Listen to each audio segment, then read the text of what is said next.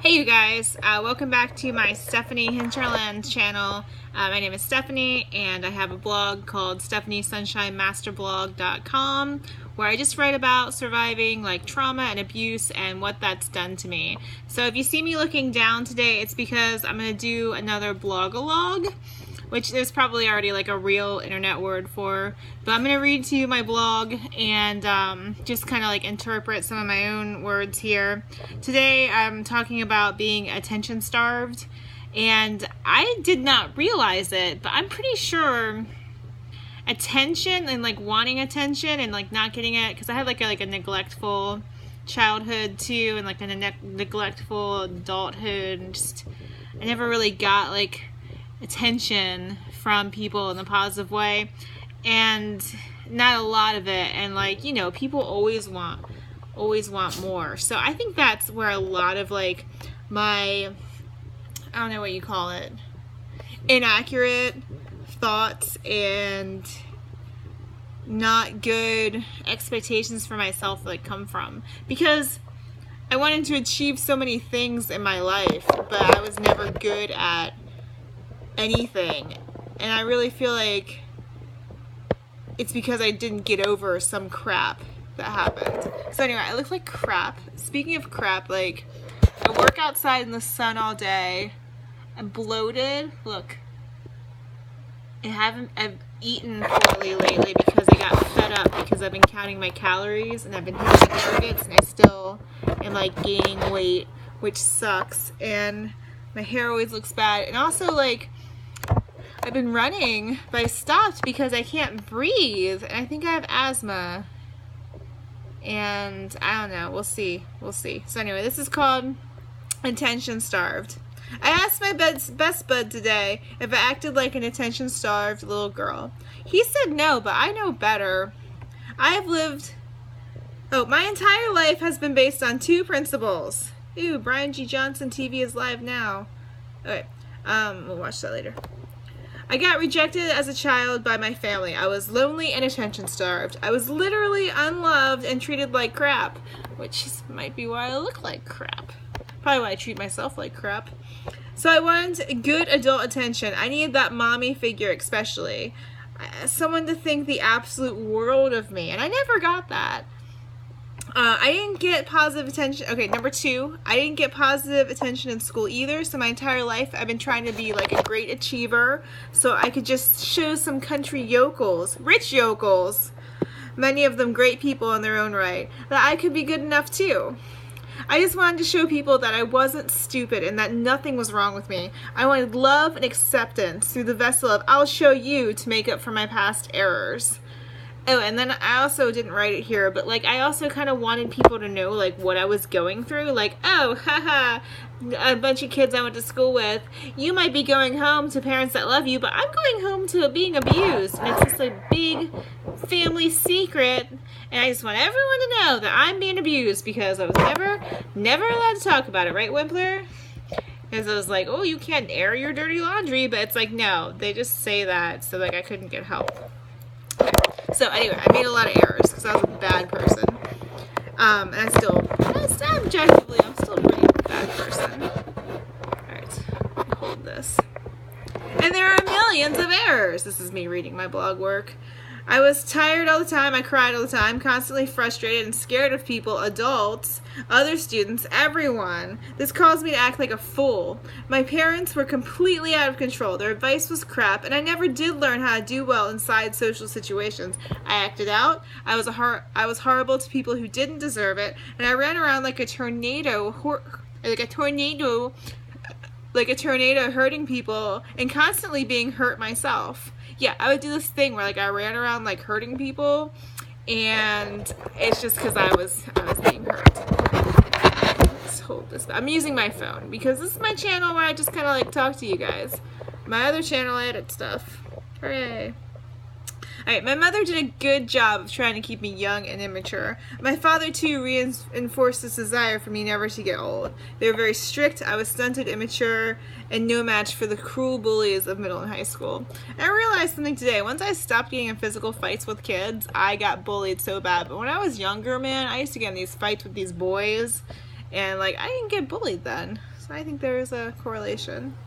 So I put a picture of a potato, and I said I still want attention as a parent by this, my attention potato. Okay.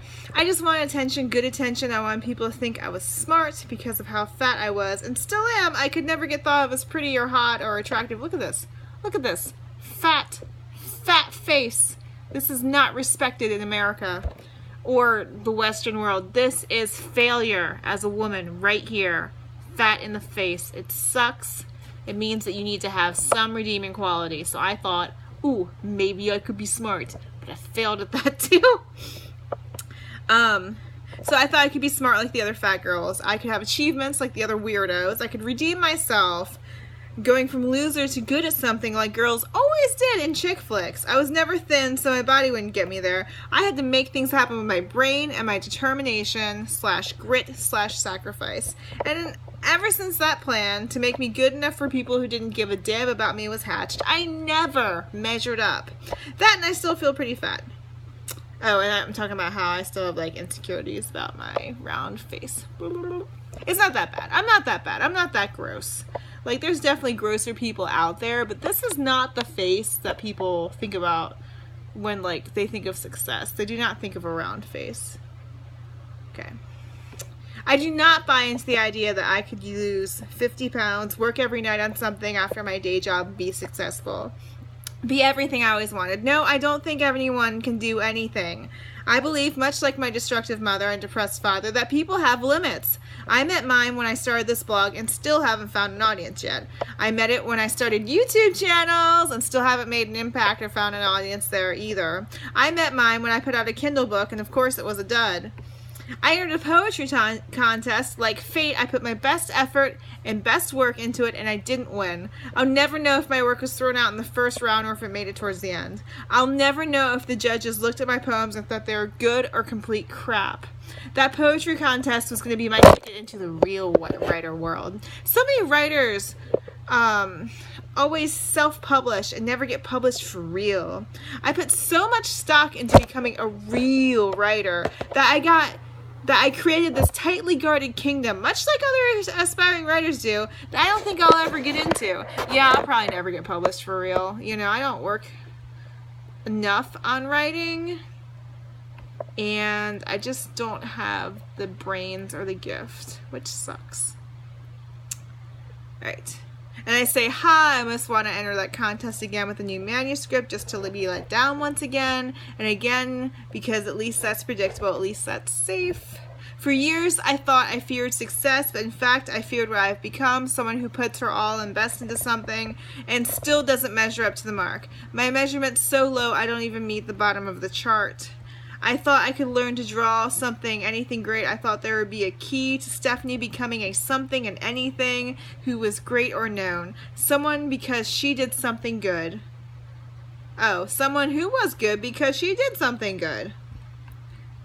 I left that one-horse town as soon as I could. I could never feel at home there. My mother was very good at making me feel unsafe within her walls. My father left and found a new family the next town over. They bullied me profusely. I read a lot. I wrote. I learned to write terribly, and I thought I would do amazing things. I thought I'd write my sad story in an autobiography. Call it autobiography by 19. Then I hit 19 in college. No books yet. I tried again a few times. Thought I could be published by 2021. For real, of course. That didn't happen either.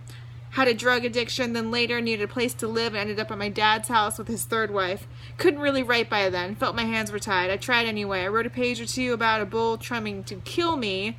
I don't see the symbolism until this very moment. All the close calls with my life as a child and teenager, all from him, my former stepbrother, and my mother. I started a blog soon, but got some very unjust criticism from my aunt.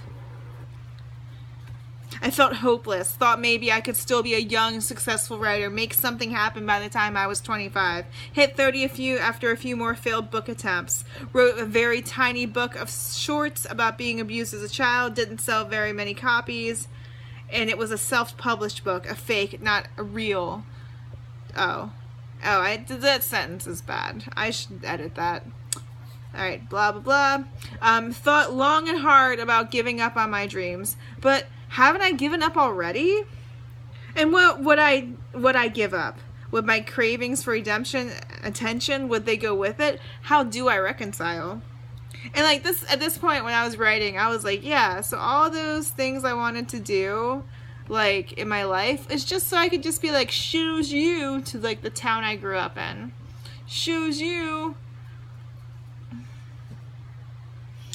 And that's basically what the end, like, I just talk about how, I'm not going to read you the end because I don't want to make this video too long. But yeah, so I basically say, like, my whole life I thought, oh, I could be a writer. I could become, like, a person in society who was a something. And all those people that I grew up around would, like, respect me and pay attention to me. Like, that's where all of this started. Like, the teachers that didn't give me good grades, like, I would show them and I would be like, the reason I didn't do good in your class is because I was being abused at home. Look how brilliant I am. But that's not going to happen. And it's okay. And that's what I'm just, like, working on getting through in my head. Like, I'm just, you know, like, I didn't get attention when I was a kid. That's why I have, like, 10 YouTube channels that still don't get attention, but that's why I made them. That's why I have all these failed blogs and all these failed books, because I didn't get attention in school or otherwise, and when I did, it wasn't positive. It was always negative for my weight and negative because I'm stupid, and it sucks. And that's just how it is, and that's where my chip came from. So I'm making this to share with you guys, just like my blog and just like where I'm coming from and how I'm just kind of like working past everything. If you want to check out my stalker saga, I had this woman at my work stalk me. That's been exciting. That's what I've been trying to write about, what I'm going to write a book about next.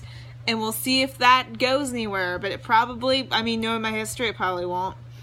And that's okay. Thank you for watching. And leave a comment if you'd like to relate your own feelings of being an attention-starved child and adult. And have a great day.